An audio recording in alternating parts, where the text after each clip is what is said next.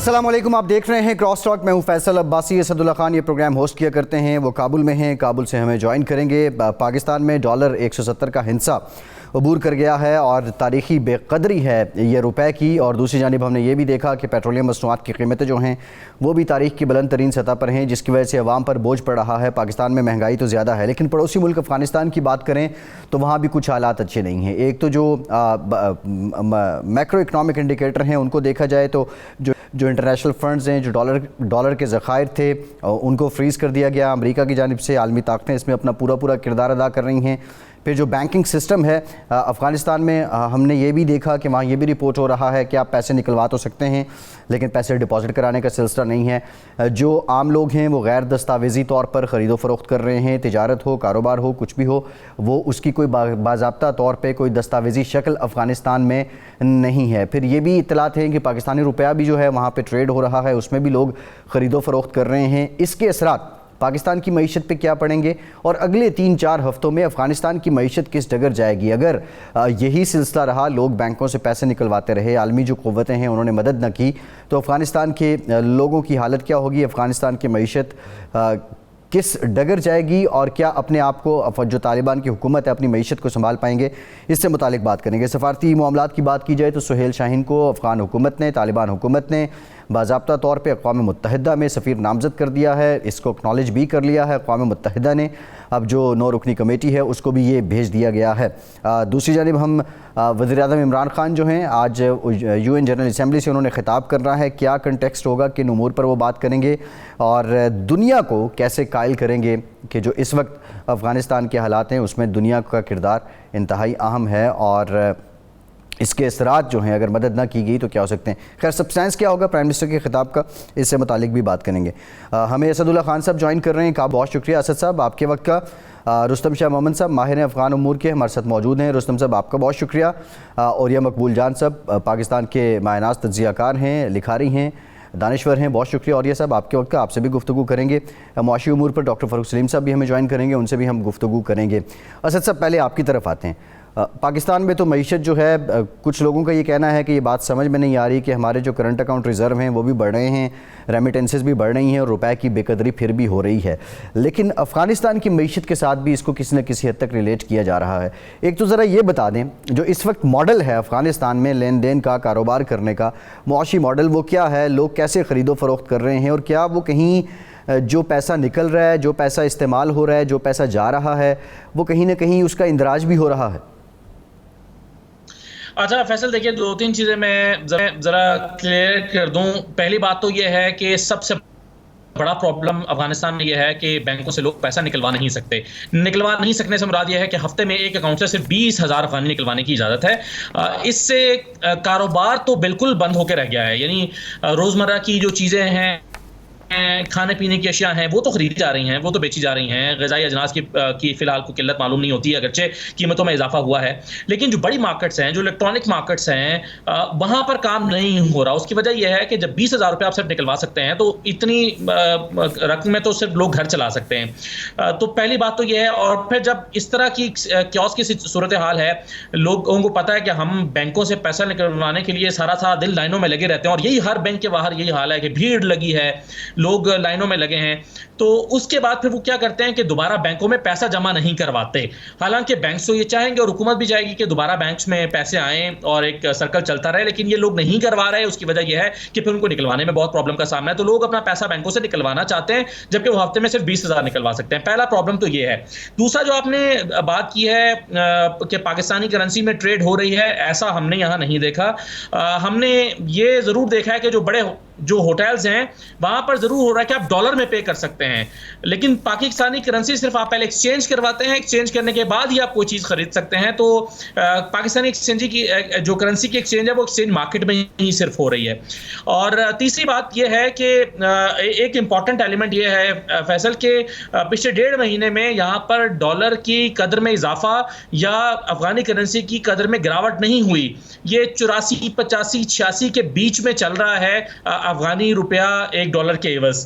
तो जो लगता था कि डॉलर अचानक से बढ़ेगा और अफगानी करेंसी की वैल्यू बहुत ज़्यादा तेज़ी से गिरेगी, ये नहीं हुआ। तो मैं دو تین سوال اسی پرسپیکٹو میں اگر آپ اجازت دیں تو میں ڈاکٹر صاحب کے سامنے رکھنا چاہتا ہوں تاکہ وہ یہ بتائیں. ایک تو میں جاننا یہ چاہتا ہوں کہ اور آج میری کچھ یہاں کے ایکسپرٹس اور اکانومسٹ سے بھی بات ہوئی ہے ڈاکٹر صاحب, ایک تو یہ کہ 20,000 وڈرال کی پابندی درست ہے یا نہیں ہے, اس پر دونوں طرف کی اوپینین ہے آپ کی, اس پر رائے کیا ہے؟ اور دوسرا میرا سوال یہ کہ افغانی روپے کی جو فی الحال سنبھلا ہوا معلوم ہوتا ہے, آئندہ دنوں میں اس کو کوئی سنگین چیلنجز درپیش ہو سکتے ہیں. اور تیسرا میرا سوال یہ ہے کہ جو پاکستان میں ڈالر ہے, ایک کچھ سٹوریز ایسی چھپ رہی ہیں کہ جی پاکستان سے ڈالر یہاں پر آ رہا ہے, اس کے نتیجے میں یہاں پر جو ہے وہ افغانی روپیہ تو مستحکم ہے لیکن پاکستان کا ڈالر گر رہا ہے, اس میں کیا حقیقت ہے؟ تو یہ تین چیزیں میں آپ سے جاننا چاہتا ہوں. یہ بتائیے گا جو اس وقت حالات ہیں افغانستان کے, جس طرح اسد صاحب بھی وہاں پہ بتا رہے ہیں کہ حیران کن طور پہ ان حالات کے باوجود ڈالر مستحکم نہیں ہو سکا بلکہ افغان کرنسی جو ہے وہ اپنی جگہ پہ قائم ہے.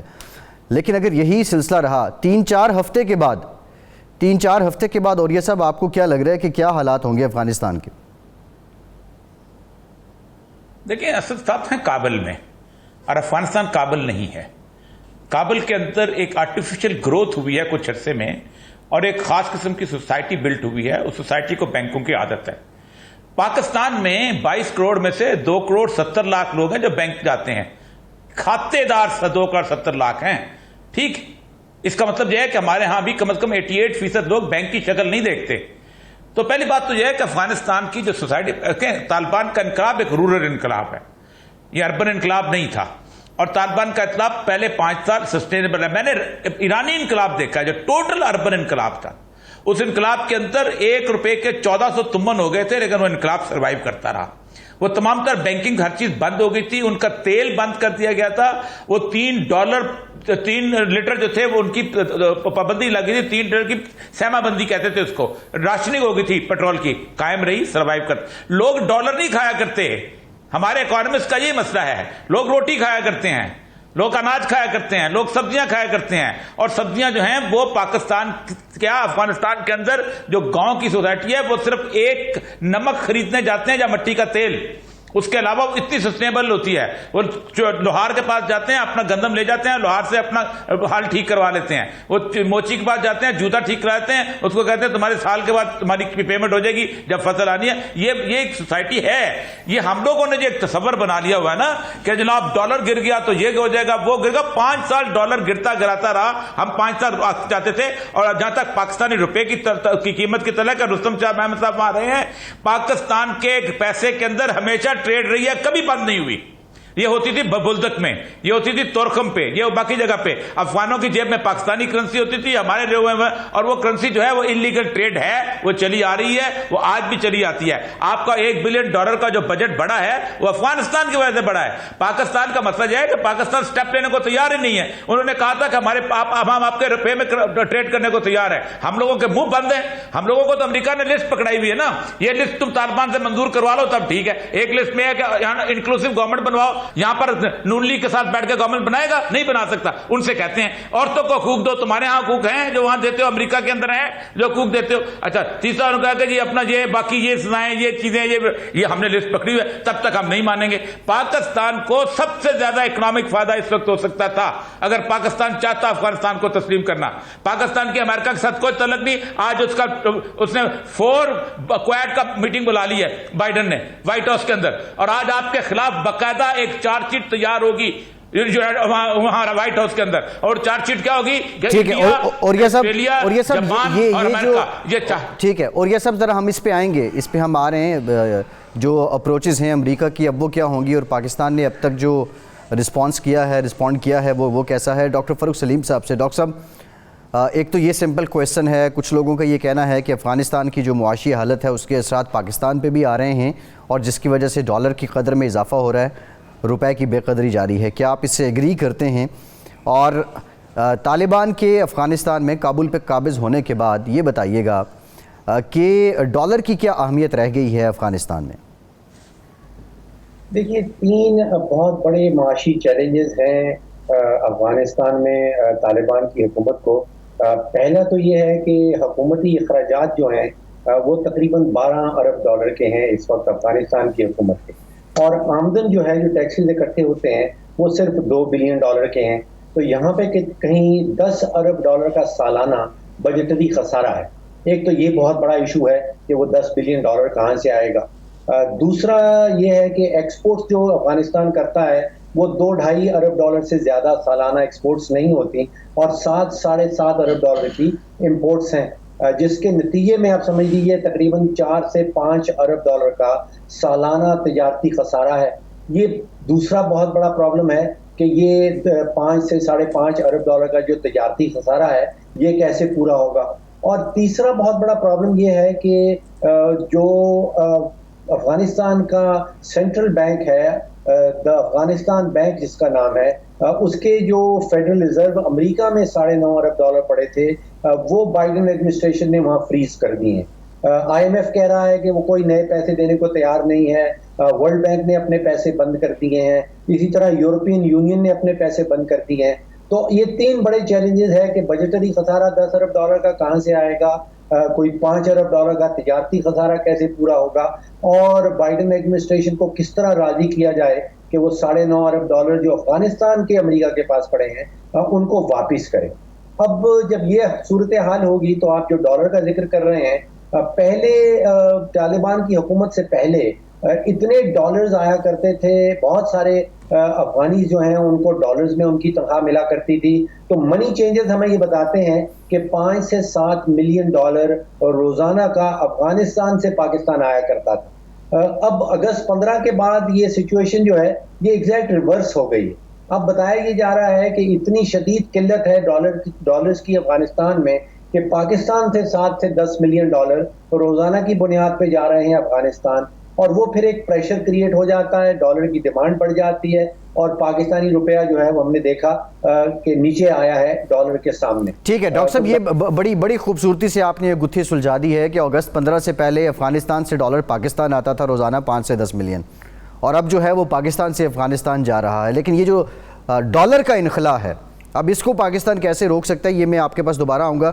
رستم شاہ محمد صاحب, یہاں اوریہ صاحب نے ایک پوائنٹ ریز کیا, جو کابل ہے, ظاہر ہے کابل ان کے لیے ایک اربن ایریا ہے, وہاں کا ماحول بھی کچھ اور ہے. موسٹلی تو جو افغان ہیں, جو افغانستان کے علاقے ہیں, وہ دیہی ہیں. کابل میں جو کچھ ہو رہا ہے, ہم اس ریفلیکشن سے اندازہ لگا سکتے ہیں کہ باقی افغانستان کے بھی یہی حالات ہیں, اور بینک ڈیپینڈنٹ ہیں لوگ باقی دوسرے شہروں کے بھی, اور اس وجہ سے بڑا دھچکا ہو سکتا ہے, وہاں کے جو میکرو اکنامک انڈیکیٹرز ہیں شاید وہ نہ سنبھل پائیں. دیکھیے, اصل بات یہ ہے کہ کابل میں جو کچھ ہو رہا ہے وہ سارے افغانستان کی پوزیشن کو ریفلیکٹ نہیں کرتا, لیکن اس کے اثرات ضرور ہوتے ہیں. سارے افغانستان میں وہی صورتحال ہے اس وقت جو کابل میں ہے, کیونکہ جو قدرے ہیں وہ سب مشترک ہیں. جب لوگوں نے یہ سنا کہ $9 بلین امریکہ نے روک لیے تو ایک ہیجان پیدا ہو گیا, ایک خوف پیدا ہو گیا, گھبراہٹ پیدا ہو گئی, اور لوگ دھکے کھا کے بینکوں کے پاس جانے لگے کہ امریکہ نے $9 بلین روک لیے ہیں جو افغانستان کا اپنا پیسہ ہے, اب کیا ہوگا.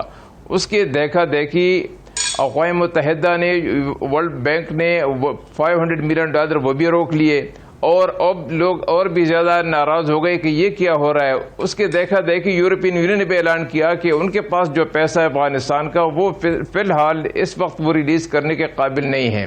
تو ان حالات کی وجہ سے وہاں پہ بے چینی پیدا ہو گئی, خوف ہراس پیدا ہو گیا, اکانومی کولیپس کرنے لگی. اکانومی تو پہلے سے کولیپس ہو چکی تھی تقریباً. اب دیکھیں کہ 60% سے زیادہ لوگ جو ہیں وہ تو انمپلائڈ ہیں, 70% سے زیادہ لوگ جو ہیں وہ غربت کا شکار ہیں, وہ $1 سے کم روزانہ کی بنیاد پر زندگی گزار رہے ہیں. 35 لاکھ لوگ تو وہاں پہ انٹرنلی ڈسپلیس ہیں. 5 لاکھ لوگ اس وقت جو ہے موجودہ جو جنگ ہوئی جو 1 مہینہ کی, اس کی وجہ سے IDPs ہو گئے. جو وہاں پہ اوپیم کی پیداوار ہے وہ 7,000 ٹن تک پہنچ گئی ہے. کتنے لاکھ افغان ہیں جو ڈرگ ایڈکٹس بن گئے ہیں, ہو گئے ہیں. کتنے لاکھ ایسے افغان ہیں جو مینٹل بیماریوں کا شکار ہیں. تو وہاں پہ ایسے حالات میں جو آپ کابل میں دیکھ رہے ہیں وہی آپ غزنی میں دیکھیں گے, وہی آپ ہلمند میں دیکھیں گے, وہی آپ ہرات میں دیکھیں گے, وہی مزار شریف میں دیکھیں گے, وہی جلال آباد میں دیکھیں گے. کابل میں ہر ایک افغان کا کوئی نہ کوئی تعلق کابل سے ہے, یا کابل جو ہے کابل کی جو سچویشن ہے وہ امپیکٹ کرتی ہے سارے افغانستان کو. تو یہ تو فیکچوئل پوزیشن ہے. جب تک یہ اکنامک کرنچ رہے گا, بے چینی رہے گی, لوگ جو ہیں وہ باہر جانے کی کوشش بھی کریں گے, اور ڈالر جو ہے اس میں اس لیے فرق نہیں پڑتا کہ جیسے عرض کیا کسی نے ابھی بتایا کہ پاکستان سے ڈالر وہاں جا رہے ہیں. دیکھیے وہاں پہ $4.5 بلین سالانہ آتا تھا صرف پولیس اور فوج کے لیے, $4.5 بلین, اور جو افغانستان کا ریکنسٹرکشن ہے اس کے لیے جو آتا تھا وہ تو اس کے علاوہ ہے. وہ سب کچھ اب روک دیا, ختم ہو گیا. وہ اپنے پیسے بھی روک لیے گئے, جو باہر سے پیسے آنے تھے وہ بھی ختم ہو گئے. اس وقت تو ان کے پاس کیش نہیں ہے تنخواہوں کے لیے. اگر چین مدد نہ کرے تو میں سمجھتا ہوں کہ ایک سنگین بحران وہاں پیدا ہو سکتا ہے. لیکن میرے اپنے خیال میں کہ انٹرنیشنل کمیونٹی ہیز بیگن ٹو ریسپونڈ ناؤ. کوئی $1 بلین کے پلیجز تو آ گئے ہیں. چائنا نے یہ اشارہ دیا ہے کہ وہ مدد کر رہے ہیں, مدد کرنے کی کوشش کر رہے ہیں. 3-4 مہینے بہت کریٹیکل ہیں. اگر 3-4 مہینوں میں انہوں نے اوور کم کر لیا اس سچویشن کو تو میں سمجھتا ہوں کہ آگے پھر راستے کھل سکتے ہیں. لیکن یہ 3-4 مہینے ان کو ڈیپینڈ کرنا ہوگا زیادہ تر چائنا سے اگر کچھ پیسہ آتا ہے یا ٹرکی سے آتا ہے یا قطر سے آتا ہے کہ تاکہ وہ کم از کم تنخواہیں دیں, کیونکہ ہیلتھ جی ٹھیک ہے.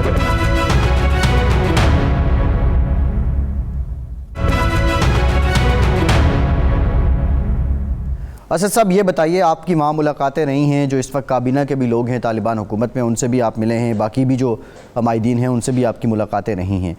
عالمی سطح پہ تسلیم ہونے کی چاہ طالبان میں کتنی ہے؟ اور دوسرا, جو اس تناظر میں کچھ جو روایتی سلسلے تھے اس کو لے کر ان پہ سمجھوتا کرنا کیا طالبان سمجھتے ہیں وہ کریں گے؟ کیونکہ ایک جو بیان ہے جو بانی رہنما تھے طالبان کے ہیں, بلکہ ملا نور الدین ترابی صاحب, ان کا ایک بیان منسوب کیا جا رہا ہے. وہ کہہ رہے ہیں کہ سخت سزائیں دی جائیں گی, سزائے موت اور ہاتھ کاٹنے کا دور لوٹ آئے گا. اگست 15 کے بعد جب ٹیک اوور کیا طالبان نے تو ایک پروگریسو فیس نظر آ رہا تھا. اب اگر اس طرح کی بات پھر سے آتی ہے تو یہ کس طرح دنیا کے سامنے رکھی جائیں گی اور دنیا کیا ان باتوں کو مانے گی؟ اچھا دیکھیے بھائی صاحب, سب سے پہلی بات تو یہ ہے کہ جو ترابی صاحب کے جس بیان کا آپ حوالہ دے رہے ہیں اس کی تردید آ گئی ہے. اس پہ جو احمد یاسر صاحب ہیں, پروٹوکول آفیسر ہیں جو طالبان کا قطر کا دفتر ہے, انہوں نے کہا کہ جی ترابی صاحب نے ایسی کوئی بات نہیں کی. انہوں نے یہ نہیں کہا کہ ہاتھ کاٹے جائیں گے, یہ نہیں چاہیں گے کہ ہم سے کہا جائے کہ ہم کو ایجوکیشن کو لاگو کر دیں, یونیورسٹی میں اکٹھے لوگ پڑھ رہے ہوں اور پھر ہمیں تسلیم کیا جائے, تو یہ ہمیں منظور نہیں ہے. تو اس حوالے سے تو ان کا پوائنٹ آف ویو کلیئر ہے. ہاں, یہ جو آپ نے سوال کیا کہ کتنی چاہ ہے کہ ہم انٹرنیشنل کمیونٹی تسلیم کرے, یہ بالکل موجود ہے. اس کا بار بار ذکر ہوتا ہے, ملاقاتوں میں ہوتا ہے. اور انس حقانی صاحب نے تو CNN کو انٹرویو دیتے ہوئے باقاعدہ کہا ہے, انہوں نے دنیا یہاں پر امن و سلامتی چاہتی ہے تو یہ ایک دن میں ہو سکتا ہے. اور انہوں نے کہا کہ اس کا طریقہ یہ ہے کہ دنیا ہمیں تسلیم کرے. لیکن میری کل امبیسڈر صاحب کے ساتھ, جو پاکستان کے امبیسڈر ہیں, ان سے بڑی تفصیل سے ایک نشست ہوئی تھی. ان سے بھی میں نے بات پوچھی تھی کہ کیا پاکستان, کیونکہ ہم نے یہ دیکھا ہے کہ پاکستان, رشیا اور چائنا کے وفود کی بڑی اعلیٰ سطحی ملاقاتیں ہوئی ہیں, اخوند صاحب کے ساتھ بھی, حسن اخوند صاحب کے ساتھ اور متقی صاحب کے ساتھ بھی ہوئی ہیں. اور اس میں نے ان سے پوچھا کہ آپ کا کیا اس پر یہ بات زیر غور آئی ہے کہ افغانستان کو فوراً تسلیم کر لیا جائے؟ تو انہوں نے یہ جواب دیا کہ یہ اتنا امپورٹنٹ نہیں ہے اور یہ ہمیں کوئی جلدی بھی نہیں ہے. لیکن بہرحال جو معاشی پرابلمز ہیں اس کا تعلق افغانستان کو تسلیم کرنے کے ساتھ ضرور ہے. ایک جملہ میں بصد احترام اوریہ صاحب کے گوش گزار کرنا چاہتا ہوں, اور وہ یہ ہے کہ یقیناً جو کابل ہے وہ پورا افغانستان نہیں ہے. لیکن میں پروان صوبے میں گیا ہوں, میں جلال آباد میں گیا ہوں, یا کچھ اور جگہوں پر گیا ہوں, کابل شہر سے مختلف جگہوں پر. وہاں پر خریداری کرنے کے بدلے میں پیسے ہی دینا پڑتے ہیں, گندم نہیں دینی پڑتی وہاں پر بھی. اور یہ جو پالیسی بینکوں کی ہے, یہ وہاں پر بھی بال کٹوانے کے بدلے میں گندم نہیں دینی پڑتی, پیسے ہی دینے پڑتے ہیں اور سبزیاں نہیں دینی پڑتی. یعنی آپ کہہ رہے ہیں کہ بارٹر سسٹم جو ہے وہ نہیں ہے, آپ کہہ رہے ہیں کہ اور دوسرا یہ کہ جو اور دوسرا آپ اربن ایریا سے ہو کے ہیں اوریہ صاحب, آپ 11 اربن ایریا, جی جی آپ 11 اربن ایریا میں گئے ہیں, 11 اربن ایریا میں ہر جگہ یہی ہے. اچھا, اور یہ سب دوسری بات ہے جو بینکوں کا مسئلہ ہے کہ 20,000 کی ٹرانزیکشن ہو سکتی ہے صرف, یہ پورے پاکستان, یہ پورے افغانستان میں لاگو کیا گیا ہے. یہ صرف کابل میں یہ قانون امپلیمنٹ نہیں ہوا, یہ کہیں پر بھی آپ 20,000 ہی نکلوا سکتے ہیں. اور پھر عراق میں بھی لوگ کاروبار کر رہے ہیں, قندوز میں بھی کاروبار کر رہے ہیں, تو جو 20,000 روپیہ نکلوائے گا وہ کاروبار تو نہیں کر سسکتا. جی بالکل ٹھیک ہے. چلیں اسد صاحب, ذرا اوریہ صاحب, آپ نے وسیع البنیاد حکومت سے متعلق ایک سٹیٹمنٹ دی تھی. اب جو ترک صدر ہیں رجب طیب اردوان, انہوں نے بھی کہا ہے کہ جو افغانستان میں اس وقت طالبان کی حکومت ہے وہ جامع نہیں ہے. پاکستان بھی وسیع البنیاد حکومت کی بات کر رہا ہے، یورپ سے مغرب سے بھی یہی آوازیں آ رہی ہیں. رکاوٹ کیا ہے وسیع البنیاد حکومت قائم ہونے میں؟ اور آپ سمجھتے ہیں کہ وسیع البنیاد اگر حکومت قائم نہیں بھی ہوتی تو اس کا چیلنج طالبان کے لیے ہی ہوگا، مزید مسائل بڑھیں گے ان کے لیے؟ 2,70,80,00,000 ہیں بینک کے کھاتا تھا. یہ آپ کو نظر آتے ہیں، کاغذ چلتا رہتا ہے، یقیناً چلتا رہتا ہے. کاغذ کی کرنسی جب سے بٹن ووڈ ایگریمنٹ آیا وہ یہ رہتی ہے. لیکن ایک بات بتاؤں، جب ہوتی ہے نا صورتحال، میں نے ایران کا انقلاب بڑی کلوزلی دیکھا ہوا ہے، میں وہاں پوسٹڈ رہا ہوں. پوری دنیا ان کے خلاف ہو گئی تھی. کیا بگاڑ لیا ایران کا انہوں نے؟ اور وہ total urban area, 67% urban population, 1 روپے کے 1400 ایرانی تمن آ گئے تھے، لیکن کچھ نہیں ہوا. اور کچھ نہیں تھا، ان کے پاس تو آٹا نہیں تھا، ان کے پاس تو زرعی فصلیں کوئی نہیں تھیں، ان کے پاس تو پھل جو تھے، پستہ تو چارہ رف سنجانی بعد میں جا کے اس نے کہا، ڈرائی فروٹ چند ہوتے تھے. سروائیو کیا. یار وہ کہتے ہیں ہم نے 20 سال اس لیے جنگ نہیں کی کہ ہم تمہاری باتیں مانیں گے. میں آپ کا رسول شاہ صاحب میں ساتھ رہے ہیں، میں 1960 سے وہاں کابل جاتا رہا ہوں. 1960 سے اب تک کابل کی صورتحال یہ ہے، کابل پورے افغانستان سے علیحدہ ہوتا تھا. جلال آباد بھی تھا، اس کے اندر کچھ تھا، ہمیشہ علیحدہ ہوتا تھا. کابل کی تہذیب علیحدہ تھی، کابل کا کلچر علیحدہ تھا. کابل کا یہ سوچ نہیں سکتا کوئی کہ بلدک میں رہنے والا یا تختہ پل میں رہنے والا یا غزنی کے ارد گرد گاؤں میں رہنے والا، یہ سارے کے سارے لوگ جو کہ 6 مہینے کے لیے پاکستان کے اندر آ کے ششمائی جو کام کیا کرتے تھے اور پھر واپس چلا جایا کرتے تھے. اکانومیز چلتی ہوتی ہیں اور قومیں اسی لیے انہوں نے 20 سال میں جنگ اسی لیے جیتی ہے کہ انہوں نے ان چیزوں کی پرواہ نہیں کی جو میں اور آپ یہاں بیٹھ کر تبصرے کرتے ہیں. وہ اگر یہ پرواہ کرتے کبھی جنگ نہ جیتتے. انہوں نے فاقے اٹھائے ہیں، انہوں نے ماریں کھائی ہیں، اسی لیے کھائی تھی کہ آپ کی بات نہ سنیں. اگر آپ سن لیتے تو آج امریکہ وہاں بیٹھا ہوتا. جی ٹھیک ہے. اور یہ صاحب ایک بریک لیتے ہیں، بریک کے بعد ڈاکٹر نعیم صاحب سے جانیں گے یہ جو $5-7 ملین روزانہ کی بنیاد پہ پاکستان سے جا رہے ہیں، یہ لیکیج، یہ انخلا کیا روکنا ممکن ہے، اور اگر ممکن ہے تو کیسے ہے؟ بریک کے بعد بات کرتے ہیں، ہمارے ساتھ رہیے.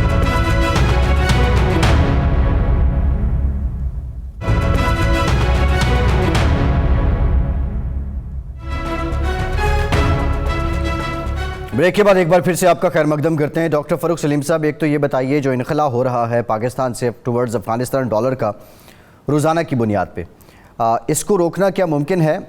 اگر ہے تو کیسے؟ اور دوسرا جو افغانستان میں جو انہوں نے یہ پابندی لگا دی ہے کہ آپ ہفتے میں ایک کھاتہ دار جو ہے وہ 20,000 افغان روپیوں سے زیادہ نہیں نکلوا سکتا ہے، اس کے اثرات کیا ہوں گے اور کیا یہ فیصلہ ٹھیک ہے؟ دیکھیے، وہ کہا جاتا ہے کہ منی ہیز ونگز، کہ پیسوں کے پر لگے ہوتے ہیں. جہاں پہ ان کو زیادہ منافع نظر آتا ہے وہ اڑ کے پیسہ وہاں پہنچ جاتا ہے. تو روکنا تو میں سمجھتا ہوں کہ ممکن نہیں ہے. اگر 171 روپے مل رہے ہیں $1 کی ایکس کراچی میں، اور پشاور میں وہ کوئی 175 روپے مل جاتے ہیں، تو کراچی سے ڈالر اڑتا ہوا جو ہے وہ پشاور پہنچ جائے گا اور وہاں سے پھر وہ بارڈر کراس کر کے افغانستان پہنچ جائے گا. لیکن یہ کوئی بڑا میجر پرابلم نہیں ہے پاکستان کے لیے.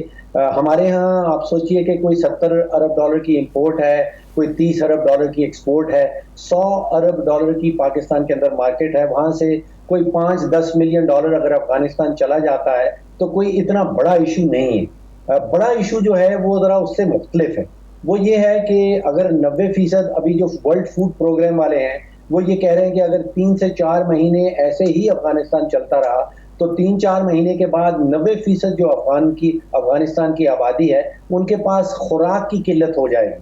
اگر وہاں پہ غربت اتنی زیادہ ہو جائے گی، بے روزگاری ہو جائے گی، خوراک کی قلت ہو جائے گی، تو پھر مہاجرین کا جو پرابلم ہے وہ بارڈر کراس کر کے پاکستان آئیں گے، کچھ ایران چلے جائیں گے، تو وہ مہاجرین کو ہم کس طرح سنبھالیں گے؟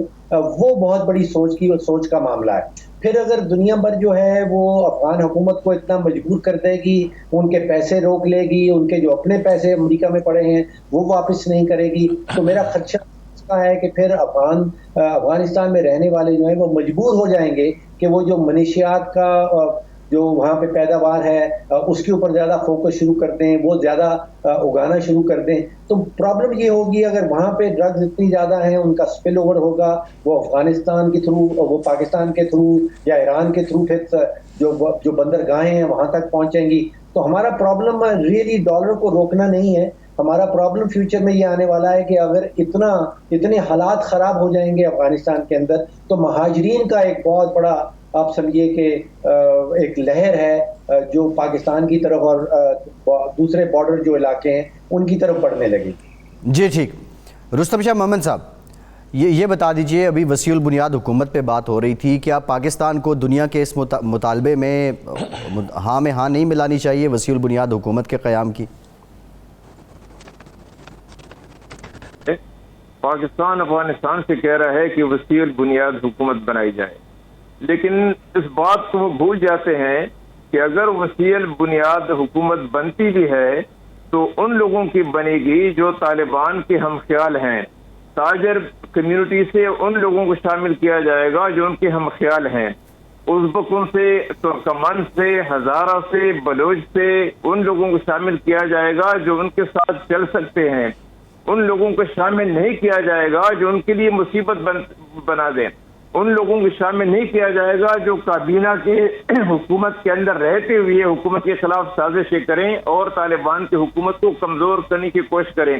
تو یہ کیسی وسیع البنیاد حکومت ہے؟ اگر پاکستان میں یہ تصور ہے کہ وسیع البنیاد کا یہ مقصد ہے کہ اپنے مخالفین کو بھی شامل کر لیں تو یہ طالبان کبھی نہیں کرنے دیں گے. پہلی بات تو یہ ہے کہ جو وہاں پہ ویسی بھی طریقہ ہے ساری دنیا میں کہ جو پارٹی الیکشن جیتتی ہے وہی ان کو حق حاصل ہے, یا جو لوگ پاور پہ اقتدار پہ قبضہ کر لیتے ہیں ان کو حق حاصل ہے. یہاں تو یہ بھی کہا جاتا رہا کہ اس مسئلے کا کوئی فوجی حل نہیں ہے, لیکن وہ غلط ثابت ہوا. فوجی حل ہی ممکن ہوا. اب یہ طالبان پہ ہے کہ وہ کیسی حکومت بناتے ہیں, ہمیں ان کو ایڈوائس دینے کی ضرورت نہیں ہے. پاکستان والوں نے یہ ایڈوائس اس دن دی اور کل ان پہ ان کا ریئیکشن آیا اور ان کے ایک وزیر نے کہا کہ پاکستان والے ہمیں یہ ایڈوائس نہ دیں کہ ہم کیسی وزارتیں بنائیں, کیسی حکومت بنائیں, یہ ہمارا اپنا کام ہے. تو ان چیزوں کی وجہ سے جو تھوڑا بہت گڈ ول باقی رہ گیا افغانستان میں وہ بھی ختم ہوتا جا رہا ہے, وہ بھی ایروڈ ہوتا جا رہا ہے. پاکستان والے اگر یہ کہتے ہیں کہ آپ وسیع بنیاد حکومت بنائیں تو امریکہ سے کیوں نہیں کہا تو امریکہ سے کیوں نہیں کہا جاتا کہ $9 بلین ریلیز کر لیں تاکہ اکانومی جو ہے وہ چل پڑے, تاکہ وہاں کا جو معاشی جو کرائسس ہے وہ ختم ہو جائے. ان سے تو کوئی نہیں کہتا, اقوام متحدہ سے جی ٹھیک ہے. یہ رستم شاہ محمد صاحب اسد صاحب سے جان لیتے ہیں. اسد صاحب یہ بتائیے گا, ایک تو یہ جو وسیع البنیاد حکومت کا مطالبہ جو دنیا کی طرف سے اور پاکستان کی اس میں ہاں میں ہاں, اس کردار کو افغانستان میں جو انتظامیہ ہے, جو حکومت ہے, وہ لوگ کیسے دیکھ رہے ہیں, اور عام لوگوں کا پاکستان کے کردار پہ کیا رد عمل ہے؟ جی اچھا دیکھیے, اس پہ فیصل مسئلہ یہ ہے کہ یہ اتنی زیادہ اس کو امپورٹنس یہاں حکومت میں دی نہیں جا رہی اس مطالبے کو کہ انکلوسیو گورنمنٹ بنائی جائے, خواتین کو شامل کیا جائے, کیونکہ یہاں پر بہت سارے لوگ یہ سمجھتے ہیں کہ اگر یہاں کی جو عبوری حکومت ہے وہ کیبنٹ میں آدھی خواتین بھی شامل کر دے تو امریکہ کوئی اور بہانہ بنا دے گا. یہ کوئی اتنا سیریس مسئلہ امریکہ کے لیے, عالمی طاقتوں کے لیے یہ نہیں ہے. اور جس کو ہم نے ایک جملہ چل پڑا کہ جی انکلوسیو گورنمنٹ بنائیں تاکہ ریکگنیشن آسان ہو جائے گی, بہت سارے لوگوں کا خیال ہے کہ ریکگنیشن کا جو معاملہ ہے وہ اس انکلوسیو حکومت سے اس طرح سے جڑا ہوا نہیں ہے, یا یہ امریکہ کی واحد شرط نہیں ہے, یا امریکہ یہ نہیں کہتا کہ جی آپ حکومت انکلوسیو بنائیں تو ہم آپ کو فوراً تسلیم کر دیں گے, یہ کسی نے بھی نہیں کہا. تو اس لیے اس کا امکان بھی کم دکھتا ہے اور اس کو اہمیت بھی کم دی جاتی ہے. پچھلے یہ جو حکومت یہاں پر عبوری حکومت قائم کی گئی کام کرنے میں دلچسپی لے رہی ہے, یہ ضرور ہے کہ ابھی ہماری جو ذبیح اللہ مجاہد صاحب سے 2 ملاقاتیں ہوئیں اس میں انہوں نے دونوں نے یہ کہا کہ انٹرنیشنل جو پاورز ہیں ان کو افغانستان کو ریکگنائز کرنا چاہیے اور ہمارے جو ایسٹس ہیں اس کو ریلیز کرنا چاہیے, اور ایسٹس ریلیز کرنے کا بار بار مطالبہ کیا جا رہا ہے. لیکن اس کو اس سے ملا کر نہیں دیکھا جا رہا کہ ہم حکومت انکلوسیو حکومت بنائیں گے, وسیع البنیاد حکومت بنے گی تو یہ مسائل حل ہوں گے. پچھلے ایک ہفتے میں اگر آپ دیکھیں جو امپورٹنٹ میٹنگز ہوئی ہیں, اور اس میں سب سے جو امپورٹنٹ میٹنگ میں پچھلے یا صادق صاحب جو نمائندہ خصوصی ہیں پاکستان کے وہ بھی افغانستان آئے ہوئے تھے, اور ان کے ساتھ مل کے چائنا اور رشیا کے وفود نے حسن اخوند صاحب کے ساتھ جو ملاقات کی ہے اس میں ٹریڈ پر بات ہوئی ہے, تجارت کو کیسے بڑھایا جا سکتا ہے, تجارت کے ذریعے سے جو اکنامک ایشوز ہیں اس کو کیسے ریزالو کیا جا سکتا ہے. پھر جو وزیر خارجہ امیر متقی سے ملاقات ہوئی ہے اس میں بھی ریکگنیشن کے پوائنٹ آف ویو سے چیزیں زیادہ ڈسکس ہوئی ہیں کہ اور کہ ان تمام چیزوں کو کرتے ہوئے کیسے ممکن ہے. اور پھر جو ایک ملاقات بات پاکستانی جو وفد ہے اس کی ملا خیر اللہ خیر خواہ کے ساتھ ہوئی ہے، انفارمیشن منسٹر جو ہیں، اس ملاقات میں بھی کچھ اور چیزیں ڈسکس ہوئی ہیں کہ یہاں پر ہم اپنا میڈیا لے کر آتے ہیں، آپ ہمارا میڈیا لے کر آئیں. تو وہ جو ہم سمجھتے ہیں کہ جو سب سے بڑا موضوع یہاں پر انکلوسیو گورنمنٹ کا ہونا ہے، یہ موضوع شاید ترجیحی جو لسٹ ہے اس میں کہیں نیچے ہے. اس سے پہلے وہ جو ابھی بات کر رہے تھے ہمارے ساتھ رستم شاہ محمد صاحب، وہ جو کہہ رہے تھے کہ یہاں پر جو مہاجرین کا مسئلہ ہے یہ بہت بڑا مسئلہ ہے، اور اسی طرح سے بے روزگاری کی بات جو ڈاکٹر صاحب نے کی ہے یہ ایک بہت بڑا مسئلہ ہے. اس کی وجہ یہ ہے کہ لوگ روزگار کے حصول کے لیے شہروں کی طرف موو کرتے ہیں، ہمیشہ یہ ہوتا ہے پاکستان بھی یہاں پر بھی.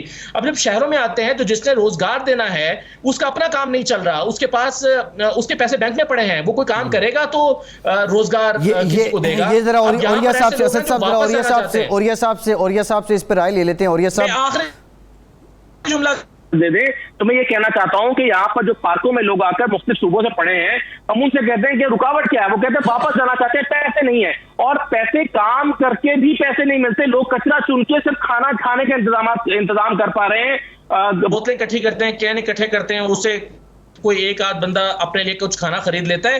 تو یہ مہاجرین کا مسئلہ ایک بہت بڑا مسئلہ ہے، بے روزگاری ایک بہت بڑا مسئلہ ہے. جی ٹھیک ہے، ذرا اوریہ صاحب سے اس پر رائے لیتے ہیں. اسد صاحب اوریہ صاحب سے رائے لیتے ہیں. اوریہ صاحب، اسد صاحب جن مسائل کی نشاندہی کر رہے ہیں کہ لوگ وہاں پہ کچرے سے کھانا اٹھا کے کھانے پہ مجبور ہیں، پارکوں میں پڑے ہوئے ہیں، واپس اپنے گاؤں دیہات گھر جانے کے پیسے نہیں ہیں، اگر اسی طرح ڈیلے ہوتا رہا افغان حکومت کو تسلیم کرنے میں دنیا کی جانب سے، تو یہ مسائل کیسے پھر کم ہوں گے اوریہ صاحب؟ دیکھیں یہ تو مسائل گزشتہ 40 سال سے چل رہے ہیں، آج سے نہیں چل رہے. ٹھیک، جس دن پہلے دن 1980 میں مارچ میں بولدک کے راستے میں وہیں چمن میں تھا جب پہلا مہاجر وہاں آیا تھا خانہ جنگی دیکھ کے، اور پھر جہاں پر اس نے اپنی زندگی گزارنا شروع کی، پھر واپس کیا. اس سارے 40 سال میں کبھی کسی نے غور کیا ہے کہ سب سے زیادہ مہاجرین کب واپس گئے ہیں افغانستان میں؟ کبھی ڈیٹا اٹھایا ہے؟ 1994 کے اینڈ سے لے کے اور 1997-8 تک جب طالبان کی حکومت تھی، اس لیے کہ پیس وہاں واپس آیا تھا. میں نے اب گواہ ہوں اس چیزوں کا. مولا خیل کیمپ ختم ہوا، اس کے بعد محمد خیل کیمپ ختم ہوا، جنگل پیر کیمپ ختم ہوا، سرخاب کیمپ ختم ہوا، اس طرح وہاں پر ختم ہوا، ریڈیوس ہو گئے تھے. ٹھیک، ان 5 سالوں کے اندر کوئی انٹرنیشنل ایڈ نہیں تھی. یہ جو ہم صافیانہ صورت نظر نقطہ نگاہ سے اور جو شہری نقطہ نظر سے دیکھتے ہیں نا، یہ وقتی صورتحال کریٹ ہوئی ہے 20 سال کے اندر. 20 سال کے اندر ایک آرٹیفیشل پیسہ آیا ہے، $10 بلین آ رہا ہے. جس ملک کے اندر $3000 بلین، جس ملک کی غربت نہ ٹھیک کر سکی ہو، اس ملک کی غربت فیصل عباسی اور اسد اللہ خان تبصروں سے ٹھیک نہیں کر سکے گا، نہ ان کا کسی اور کا فرق سلیم صاحب کے تبصرے ان کو ٹھیک کر. $3000 بلین اس ملک کے اندر گھسے ہیں تنخواہیں، اور آج کہتے ہیں نکلنے. طالبان تو 15 دن ہوئے وہاں پر آئے ہیں. نہیں تو اوریہ صاحب یہ غربت ٹھیک کیسے ہوگی؟ اوریہ صاحب آپ یہ بتائیے نا، آپ کی نظر میں یہ غربت کیسے ٹھیک ہوگی؟ میں عرض کرتا ہوں یہ جھوٹ پر مبنی رپورٹیں ہیں. یہ آج سے 1 سال پہلے کیوں نہیں آئی تھی؟ میں ایم ڈی واسا تھا، میں 1997 میں تھا. انٹرنیشنل رپورٹ پتہ کیا تھی کہ 1997 میں کوئٹہ میں پانی نہیں ہوگا. میں نے اٹھا کے ایشین بینک میں چلا گیا، فلپین میں ان کا ہیڈ کوارٹر. میں نے کہا تمہارے منہ پہ ماروں میں یہ رپورٹ، اس لیے کہ تم یہاں پر اپنی چیزیں بنانے کے لیے آتے ہو اور کرتے ہو جس طرح کا ہوا چاہے کریٹ کر دو.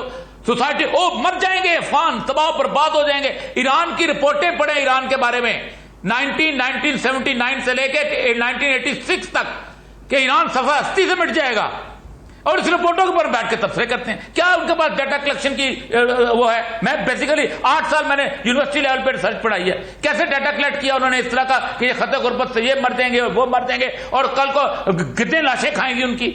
اور اس کی بنا یہ 1 سال پہلے غربت کہاں کیوں نہیں تھی وہاں پر؟ اسے 2 سال پہلے غربت کیوں نہیں تھی؟ کہتے یہ ابھی کہتے 15 دن میں کہتے پیدا ہو گئی. 15 دن میں گلے کے گودام لوٹ لیے گئے. کیا وہاں پر تندوروں پہ آگ لگا دی گئی؟ کیا فصلوں لوگوں نے باغ کا تباہ کر دیے؟ یہ غربت کہاں سے آ گئی اچانک بھائی؟ یہ ورلڈ فوڈ پروگرام کہہ رہا ہے جی اسد صاحب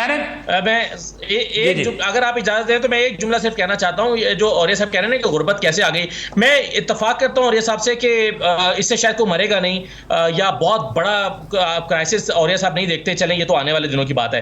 لیکن ابھی میں نے ایک الیکٹرانکس مارکیٹ میں گیا, میں نے پوچھا کہ ایک ہفتے میں کتنے فریج بیچے ہیں, اس نے کہا ایک بھی نہیں بیچا. اس کی وجہ یہ ہے, وہ کہتا ہے کہ بینک سے لوگ پیسے نکلوائیں گے تو فریج خریدیں گے. میں نے اب میں 2 مثالیں صرف چھوٹی سی دیتا ہوں ایک جملے میں. میں نے ایک بندے سے پوچھا جو بکرا بیچتا ہے, گوشت بیچتا ہے, کڑھائی بیچتا ہے, ہوٹل والا, میں کہتا میں 10 بکرے 15 دن پہلے بیچ رہا تھا اور اب ایک بھی نہیں بیچ رہا. میں کیوں کہتا لوگوں کے پاس پیسے نہیں ہیں. میں نے ایک پنکچر لگانے والے سے پوچھا کہ آپ کتنے پیسے کما لیتے تھے, بالکل چھوٹا سی دکان تھی اس کی فٹ پاتھ پہ, اس نے کہا کہ میں 500 کماتا تھا, اب میں 150 کما رہا ہوں. غربت ہو رہی ہے, گراؤنڈ پر ہے سچویشن, اور یہ ہو سکتا ہے عارضی ہو, لیکن اس کی وجہ یہی ہے کہ لوگوں کے پاس کیش نہیں ہے, بینکوں میں پڑا ہوا ہے, پیسے نہیں ہے. ایک گراؤنڈ سچویشن. جی ٹھیک ہے اسد صاحب, ایک بریک لیتے ہیں, بریک کے بعد ذرا اس کا حل پوچھیں. اسد بھائی ایک فکرہ میں پاکستان کی مارکیٹوں میں لے جاتا ہوں, آپ کو یہی فکر ہے, میں سنواتا ہوں آپ کو, نہ سنائیں مجھے بتا دیجیے گا. میں 10 بیچتا ہوں, 1 بیچتا ہوں, میں 6 بیچتا ہوں.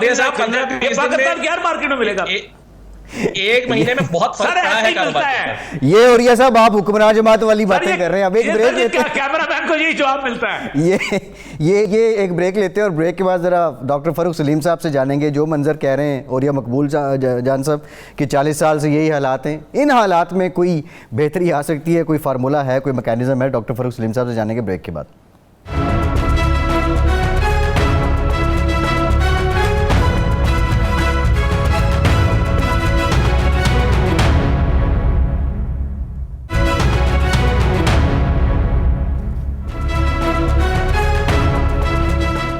بریک کے بعد ایک بار پھر سے آپ کو خوش آمدید کہیں گے. ڈاکٹر صاحب, اوریہ صاحب تو یہ کہہ رہے ہیں کہ 40 سال سے یہ ہو رہا ہے اور اٹ شیل ٹو پاس, لیکن یہ اٹ شیل ٹو پاس میں کوئی فارمولہ, کوئی طریقہ کار آ سکتا ہے کہ یہ جو نشاندہی جن مسائل کی اسد صاحب نے کی تھی یہ حل ہو سکیں؟ دیکھیے 4 چیزیں میں آپ کے سامنے رکھتا ہوں. 2002 اور 2021 کا افغانستان جو ہے وہ مکمل طور پہ تبدیل ہو چکا ہے, وہ بدل چکا ہے. دیکھیے 2002 میں پورے افغانستان میں صرف 6 لاکھ اسٹوڈنٹس تھے, پرائمری لیول سے لے کے یونیورسٹی تک. یہ 2002 کی بات کر رہا ہوں. آج 1 کروڑ اسٹوڈنٹس ہیں پرائمری لیول سے لے کے یونیورسٹی تک. تو آپ سوچئے کہ پچھلے 20 سالوں میں کتنی بڑی تبدیلی آئی. 6 لاکھ اسٹوڈنٹس اور اب آج 1 کروڑ اسٹوڈنٹ. 2002 میں پورے افغانستان میں 35,000 ٹیچرز تھے, آج 2.5 لاکھ ٹیچرز ہیں جو وہاں پڑھا رہے ہیں مختلف یونیورسٹیز میں. آپ کابل یونیورسٹی کا اگر جو اسٹوڈنٹ اسٹیٹسٹکس ہیں کہ وہاں پہ کتنے طلبہ ہیں ان کے سوشل سائنس کی فیکلٹی کے اندر, وہاں پہ 523 خواتین فیمیل اسٹوڈنٹس ہیں اور 377 جو ہیں وہ میل اسٹوڈنٹس ہیں. تو آپ سوچئے کہ جو خواتین کی پارٹیسپیشن جو یونیورسٹیز میں ہے یہ پچھلے 20 سال میں مکمل طور پہ تبدیل ہو گئی.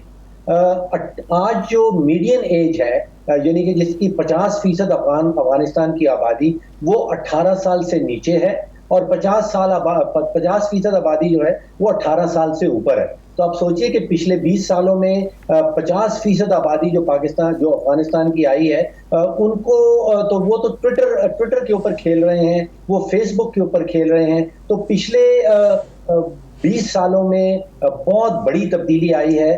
2002 میں کابل میں صرف 3 گھنٹے کی بجلی آیا کرتی تھی, آج ان کو 24 گھنٹے کی بجلی مل رہی ہے. تو افغانستان کی امریکہ بڑا بری طرح فیل ہوا, وہاں پہ ریاست کریٹ نہیں کر سکا, اس کو بہت بری شکست ہوئی وہاں پہ, اور شکست دینے والے جو ہیں وہ آپ نے دیکھا کون لوگ ہیں, وہ طالبان ہیں, ان کو شکست دی. لیکن جو وہاں کی سول سوسائٹی ہے وہ نہیں ہے جو 20 سال پہلے ہوتی تھی, اس میں بہت بڑی تبدیلیاں آ گئی. جی ٹھیک ہے. رستم شاہ محمد صاحب, پرائم منسٹر کی سپیچ ہے آج UN جنرل اسمبلی سے, آپ کیا سمجھ رہے ہیں, کیا باتیں اس سپیچ میں ہونی چاہیے اور بالخصوص افغانستان کے تناظر میں؟ دیکھیے وہی باتیں دہرائی جائیں گی جو یہاں پہ وہ کہتے رہے ہیں, اور یہ ہے کہ دنیا افغانستان سے منہ موڑ نہ لے, افغانستان کو ایمبریس کرے, افغانستان کو ابنڈن نہ کرے, کیونکہ افغانستان کو اگر آپ نے ابنڈن کیا تو اس کے نتائج خطرناک ہوں گے.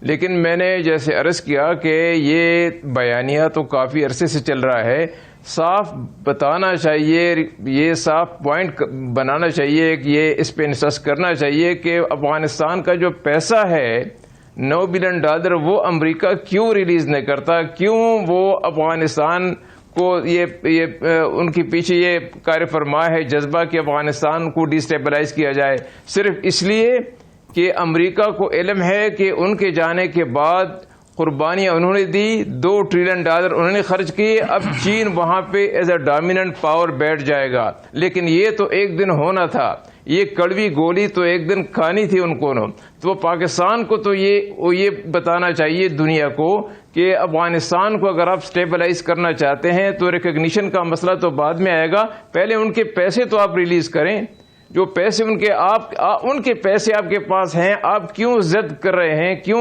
آپ اٹھے ہوئے ہیں اس بات پہ؟ ان کے پیسے تو ریلیز کریں تاکہ وہاں لوگ جو بھوک سے مرنے والے ہیں، جو اقوام متحدہ کہتا ہے کہ ہیلتھ سسٹم کولیپس ہو گیا ہے، جو دوائیاں نہیں ہیں، جو 40 لاکھ لوگ انٹرنلی ڈسپلیس ہیں، ان کی تو مدد ہو سکے، افغانستان کے اپنے ایسٹس کو استعمال کیا جا سکے۔ پاکستان کا یہ موقف ہونا چاہیے، لیکن میں سمجھتا ہوں کہ یہ موقف پاکستان کی طرف سے آئے گا نہیں۔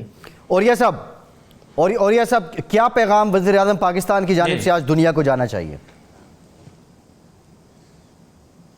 دیکھیے پاکستان، پہلی بات تو ہے، سب سے پہلی بات ہے کہ اس دنیا کے اندر آپ نے ہر ڈکٹیٹر کو تسلیم کر لیتے ہو۔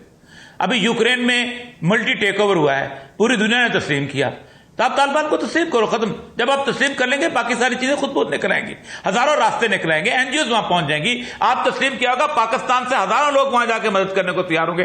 جس دن یونیسیف نے اپنی 1999 کے اندر بیکریز بند کی تھی، رشید ٹرسٹ جہاں سے گیا تھا، انہوں نے کابل میں روٹی کی شارٹیج نہیں ہونے دی تھی، اسی لیے سب سے پہلے جب 9/11 ہوا ہے تو رشید ٹرسٹ پر پابندی لگی تھی۔ آپ تسلیم یار یہ کون سی بات ہے؟ مشرف کو آپ تسلیم کرتے ہو، ضیاء الحق کو آپ تسلیم کر لیتے ہو، ایوب خان کو آپ تسلیم کر لیتے ہو، طالبان کو آپ کو ہضم نہیں ہوتے، داڑیاں رکھی ہوئی انہوں نے، اس لیے ہضم نہیں ہوتے۔ کون سا آپ محمد سلمان جو ہے وہ جمہوریت سے جیتا ہوا ہے؟ عرب ریاست یہ جو دبئی میں کوئی جمہوریت بیٹھی ہوئی ہے، قطر کے بادشاہ جمہوریت سے آئے ہوئے ہیں، سب کو تسلیم کرتے ہو۔ اور سب سے بڑی بات بتاؤں آپ کو، 60,000 طالبان نے وہ فتح کیا ہے۔ یہ جو لوگ باتیں کرتے ہیں نا کہ طالبان کی تبدیلی آ گئی ہے، اگر تبدیلی آئی ہوتی تو طالبان عوام کی مدد کے بغیر جیت ہی نہیں سکتا کوئی ملک بھی۔ میں ذاتی طور پہ ہر جگہ پہ اٹھا لیجئے، جب تک لوگ ان کے ساتھ تھے تب وہ جیتے، بغیر لوگوں کی مدد کے اوریہ صاحب پروگرام کا ٹائم ختم ہو گیا۔ اوریہ مقبول جان صاحب، آپ کا، اسد اللہ خان صاحب، رستم شاہ محمد صاحب، ڈاکٹر فاروق سلیم صاحب، فیصل عباسی کو اجازت دیجیے۔